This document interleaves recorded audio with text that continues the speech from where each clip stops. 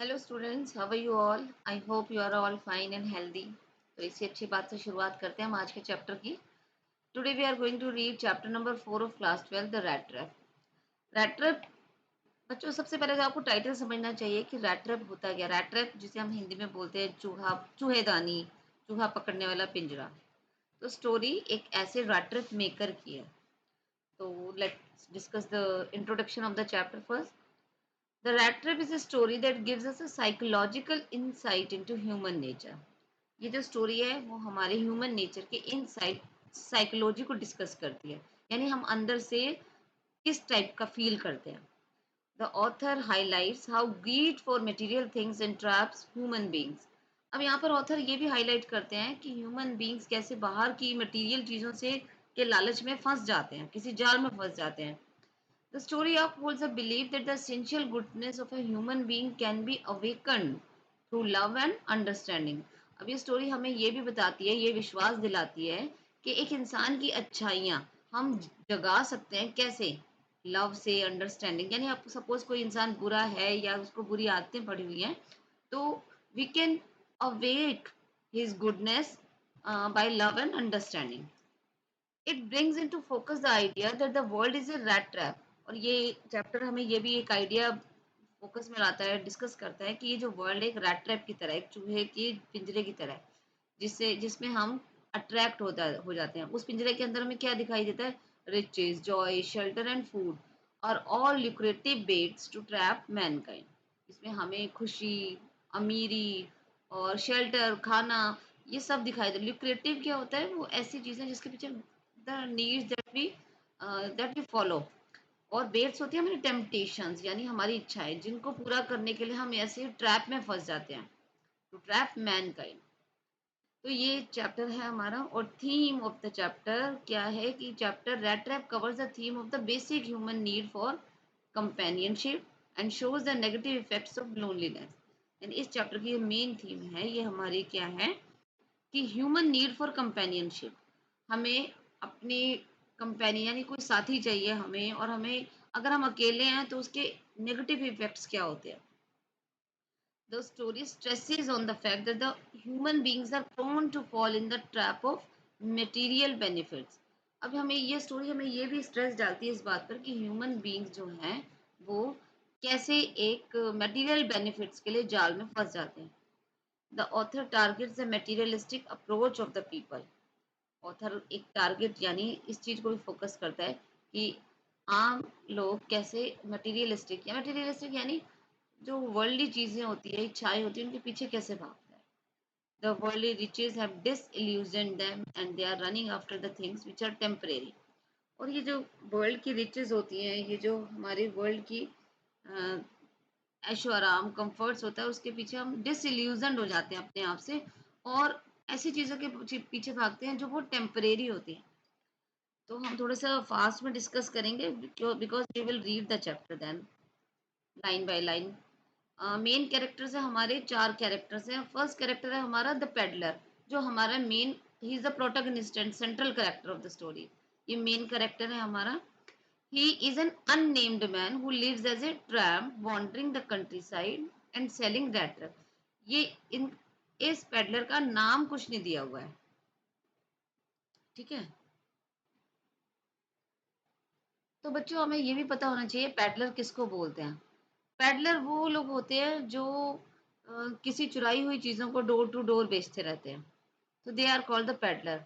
तो main character हमारी story का यही है, the peddler.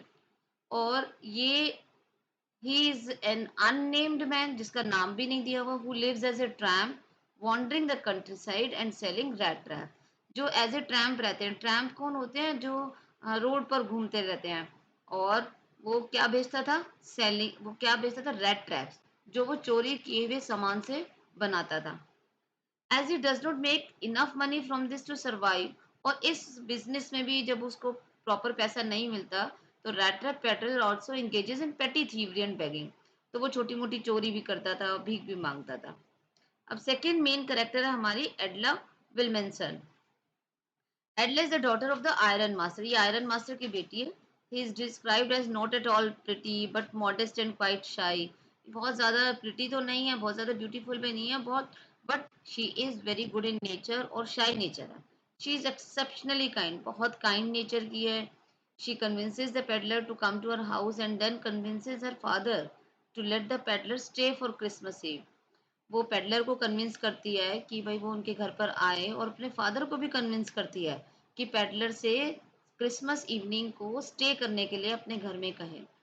She is the most positive figure in the story, and her compassion and generosity are the reasons for the peddler's transformation. ये हमारी इस story की सबसे पॉजिटिव फिगर है, पॉजिटिव कैरेक्टर है, जिसकी कंपैशन यानी उसका जिसके काइंड नेचर से और उसकी जनरॉसिटी, इसकी दो रीजंस हैं जिसकी वजह से पेडलर के अंदर, एक नेचर के अंदर, उसके बिहेवियर के अंदर एक बड़ा ट्रांसफॉर्मेशन होता है। नेक्स्ट थर्ड मेन कैरेक्टर है हमारे द आयरन मास्टर, जिसकी बेटी है ये Edla Willmansson. Iron master is Edla Willmansson's father and the man who owns Ramsjo iron work. ये एडला के फादर हैं और उनकी अपनी आयरन वर्क है। आयरन वर्क यानी एक फैक्ट्री जिसे कहते हैं। He is a very prominent iron master.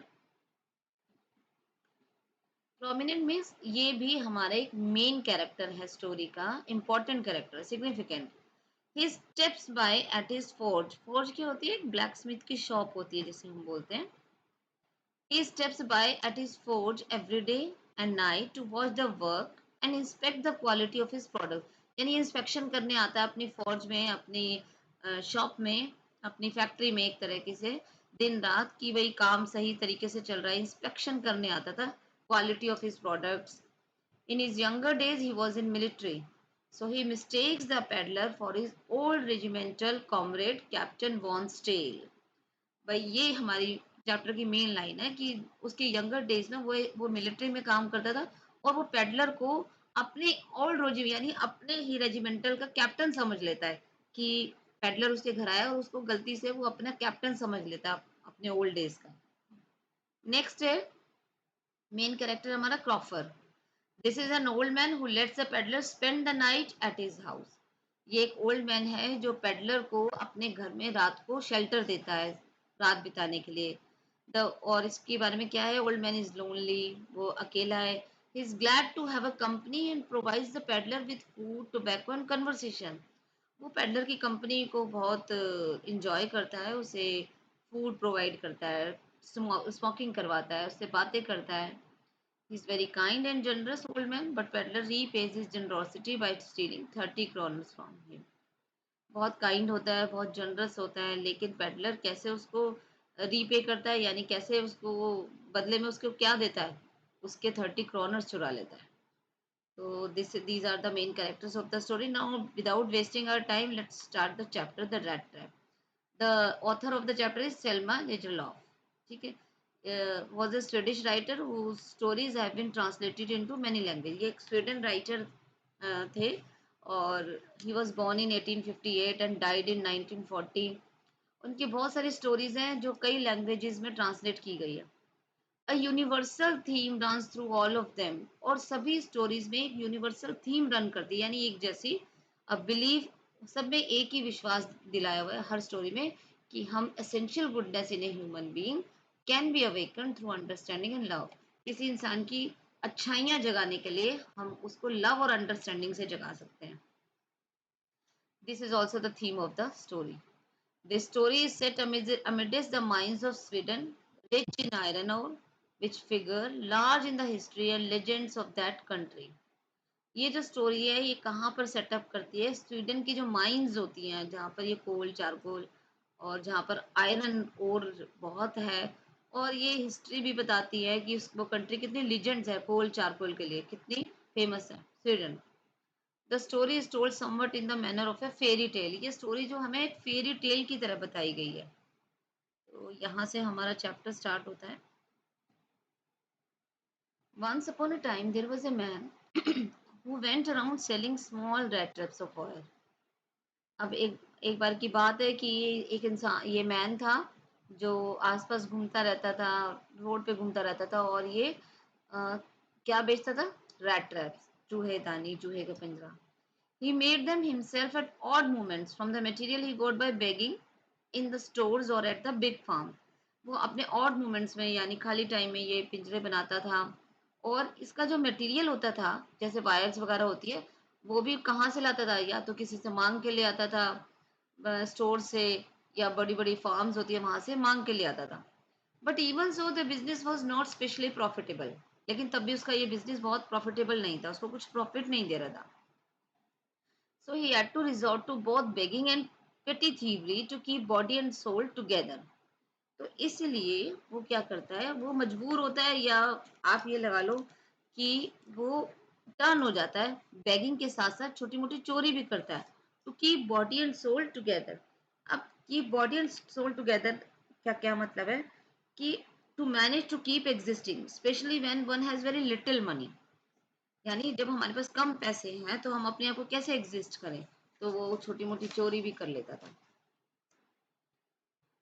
Even so, his clothes were in rags, his cheeks were sunken, and hunger gleamed in his eyes। इसके बावजूद भी उसके कपड़े फटे हुए रहते थे, रैग्स पहनता था, उसके जो गाल हैं वो धसे हुए थे, और हमेशा उसकी आंखों में एक भूख की चमक दिखाई देती थी। यानी वो जैसे कि he was hunger, he was suffering from starvation, we can say. No one can imagine how sad and monotonous life can appear to such a vagabond। अब जो वेगाबोंड क्या होता है? वेगाबोंड होते हैं जो फालतू में लोग जो घूमते रहते हैं, जैसे person without a permanent home who moves from place to place, those who don't have their own home.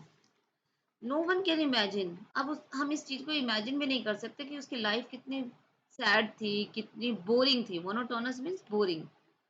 ऐसे वेगाबॉन्ड के लिए जो वॉन्डरर, जो इधर उधर घूमते रहते हैं, वो प्लॉड्स अलोंग द रोड। प्लॉड क्या होता है? टू वॉक लिबरसली, थका हारा जो घूमता रहता है roadside. Left to his own meditations, अपने डीप थॉट्स में रहता था वो। But one day this man had fallen into a line of thought. भाई एक दिन इस आदमी के दिमाग में एक विचार आता है, ख्याल आता है, which really seem to him entertaining, जो उसको बड़ा एंटरटेन करता है। क्या दिमाग में आता है देखते हैं। He had naturally been thinking of his rat traps. वो अपने रैट ट्रैप्स, अपने चूहे के पिंजरों के बारे में सोच रहा था। Then suddenly was struck by the idea that the whole world about him, the world with its lands and seas, its cities and villages, was nothing but a big rat trap। वो ये सोच के हंसता है, enjoy करता है कि भाई ये जो पूरा वर्ल्ड है ना, वो एक रैट ट्रैप की तरह है। जो उसका वर्ल्ड है, जो वर्ल्ड लैंड का है, सीज का, सिटीज का, विलेजेस का, वो कुछ नहीं है, एक बड़ा सा रैट ट्रैप है।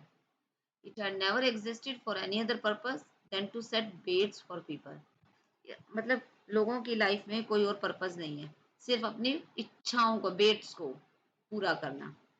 और ये जो वर्ल्ड का रैट ट्रैप है, ये क्या ऑफर करता है? It offer riches and joys, shelter and food, heat and clothing, exactly as the rat trap offered cheese and पॉप। एंड ये दिखा दें कि भाई जो वर्ल्ड का रैट ट्रैप है, हम उसमें किस चीज़ से अट्रैक्ट होते हैं? हम अट्रैक्ट होते हैं वहाँ की रिचेस, कंफर्ट्स को देख के, खुशी को देख के, शेल्टर को, फूड को, अच्छे कपड़े, नया, और अपने आप को वार्म करने के लिए। एग्जैक्टली जैसे रैट ट्रैप में हम ऑफर कर देते हैं रैट्स को, क्या चीज़ और पॉप, कुछ खाने पीने की चीज़ें रख देते हैं, और जैसे ही and as soon as anyone let himself be tempted to touch the bait, और ह्यूमन बीइंग जैसे ही अपनी इच्छाओं को टच करने की कोशिश करता है, पूरा करता है, it close in on him, और ये एक पिंजरे की तरह बंद हो जाता है। And then everything came to an end, और फिर हमारी हर चीज का एंड हो जाता है। The world had of course never been very kind to him. भाई वो एक टाइप का बेगर भी था, तो वर्ल्ड में किसी ने उसके साथ कभी अच्छा ट्रीट किया ही नहीं था। So it gave him unwanted joy to think ill of it in this way. अब ये लाइन देखिए, समझिए कि इसलिए उसको कभी अनयूजुअल जॉय फील नहीं होता। It gave him unwanted joy, यानी अनयूजुअल जॉय हुआ। कैसे? To think ill of it, यानी ये जो गलत विचार उसके दिमाग में आया, ill of it, in this way वो इस चीज को इंजॉय कर रहा था, अनयूजुअली इंजॉय कर रहा था। Unwanted means unusual. It became a cherish pass time of his, ये अब उसका एक बड़ा अच्छा सा पास टाइम बन गया, यानी स्पेयर टाइम में सोचना। During many dreary ploddings to think of people he knew, मतलब जब भी वो घूमता था, ऐसे रोड पर वॉक करता रहता था, तो वो उन लोगों को जिनको वो जानता था, who had let themselves be caught in the dangerous snare, जो ऑलरेडी इस डेंजरस ट्रैप में फंस चुके हैं, रैट ट्रैप जैसे ट्रैप में, and of others who were still circling around the bait, और बाकियों के बारे में भी सोचता है कि जो अभी इसके रैट ट्रैप के चारों तरफ अभी जो लोग घूम रहे हैं, इस वर्ल्डली रैट ट्रैप के चारों तरफ घूम रहे हैं, ये सोच सोच के वो बड़ा इंजॉय करता था। One dark evening, as he was trudging along the road, he caught sight of a little grey cottage by the roadside. एक दिन शाम को डार्क इवनिंग, अंधेरा हो चला था, वो रोड पर जब वो घूम रहा था, trudging along means walking tiredly, जब हम थके हारे घूम रहे होते हैं। He caught sight of a little grey cottage, उसको एक छोटी सी कॉटेज, ग्रे कॉटेज दिखाई देती है रोड साइड पर, and he knocked on the door to ask shelter for the night, और वो दरवाजा खटखटाता है और रात वहां बिताने के लिए पूछता है कि शरण लेने के लिए वहां पे। नॉर वॉज ही रिफ्यूज, उसे मना ही नहीं किया जाता। इंस्टीड ऑफ द सोर फेसेस विच ऑर्डनरी मेट हिम, बल्कि उसके साथ क्या कहता है, जनरली वो लोग उसको देख के बुरा मुंह बना लेते हैं, जो ऑर्डनरी लोग बना लेते थे, उसकी जगह क्या होता है, the owner who was an old man without wife और child was happy to get someone to talk to in his lonely land. जो जिस ओल्ड मैन ने दरवाजा खोला था, जो वहां का ऑनर था, जिसकी कोई वाइफ नहीं थी, कोई बच्चा नहीं था, वो बड़ा खुश होता है कि कोई उसकी अकेलेपन में कोई उसके पास बात करने के लिए आ गया। Immediately he put the porridge pot on fire and gave him supper, और जल्दी से वो उसके लिए पॉरिज बनाता है, दलिया बनाता है और उसको डिनर करवाता है। Supper means dinner. Then he carved off such a big slice from his tobacco roll. Carved out मतलब किसी चीज से कट कर देना, तो एक बड़ी सी स्लाइस, एक टोबैको रोल क्या होता है, जब पुराने जमाने में हम सिगार जलाते थे तो जैसे सिगरेट की तरह टोबैको का रोल होता था, तो उसको कट कर देता है, that it was enough both for the strangers pipe and his own, ताकि वो दोनों स्मोकिंग कर सके, स्ट्रेंजर के पाइप में भी, वो भी अपने में। Finally he got out an old pack of cards and played with jollies with his guest until bedtime, और फाइनली उसको लिए क्या करता है, कार्ड्स निकालता है, उसके साथ गेम खेलता है, गेम का नाम भी दिया हुआ आपको मिजॉलिस, अपने गेस्ट के साथ जब तक सोने का टाइम नहीं हो जाता। The old man was just as generous with his confidences as with his porridges and tobacco. अब वो जो ओल्ड मैन था, उसने उसको सपर करवाया, डिनर कराया, उसको स्मोकिंग कराई, और उसके साथ साथ क्या किया, विद हिज कॉन्फिडेंसेस, यानी कि अपने सीक्रेट भी शेयर किए। The guest was informed at once that in his days of prosperity, his host had been a crofter at Ramjeso Ironworks and had worked on the land. उस guest को यानी peddler को inform किया उसने कि जो उसका होस्ट है यानी ओल्ड मैन है, वो अपने यंग डेज में बड़ा प्रॉस्पर हुआ करता था, और एक एज ए क्रॉफर रामजसो आयरन वर्क में काम करता था, उस मिल में काम करता था जहाँ पर आयरन बनता था या आयरन को माइन किया जाता था, इस तरीके से। Now that he was no longer able to do labor, it was his cow which supported him. अब जब वो हार्ड वर्क नहीं कर पाता तो उसकी एक काऊ है जिसने उसको सपोर्ट किया। Yes, that bossy was extraordinary. ये bossy वर्ड एक लैटिन वर्ड है जो काऊ के लिए यूज किया गया, ऐसी काऊ जो बहुत ज्यादा दूध देती है।